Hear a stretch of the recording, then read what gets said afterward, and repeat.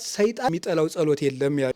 በነገራችሁ ላይ ቅዱስ አባ ጳውሊ የሚባል ሰይጣንን አግኝቶ ጠይቆት ነበር እና እንደው የማትወዳቸውን ጸሎቶች እስኪ ንገረኝ ብለው፣ እኔ ጸሎቱን የምወደው ነገር የለም ብሎ፣ ግን ጸሎተ ሃይማኖት የሚባለውን ጸሎት ፈጽሞ ያንቀጠቅጠኛል ብሎ ነገራቸው።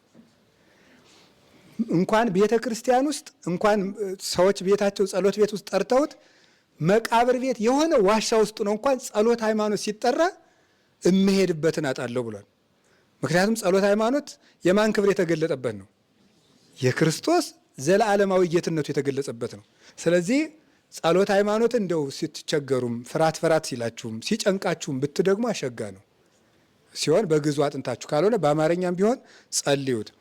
መንፈስ ቅዱስ ያሸነፈበት ጸሎት ነው አይደል? ቀጥታ መንፈስ ቅዱስ አባቶቻችን እኮ ጸሎት ሃይማኖት አርዮስን ተከራክረው ረተው ጸሎት ሃይማኖትን አርቅቀው ጨርሱ አይደል?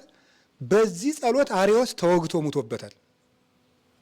ተወግቶ ሽንት ቤት ሊወጣ እንደሄደ ሆዱ ተዘርግፎ አንጀቱ ተጎልጉሎ ሙቶ ቀረ። አርዮስን ሆድ ዕቃውን የሰነጠቀ ቤተ ክርስቲያንን በወጀብና በአውሎ መሀል ያሻገራት ይሄ ጸሎት ነው፣ ጸሎት ሃይማኖት። ስለዚህ ጸሎት ሃይማኖትን ስንጸልይ አጋንንት ፈጽመው ይርቃሉ። ደጋግማችሁ ጸልዩት፣ በቻላችሁት ሁሉ ማለት ነው። ደጋግማችሁ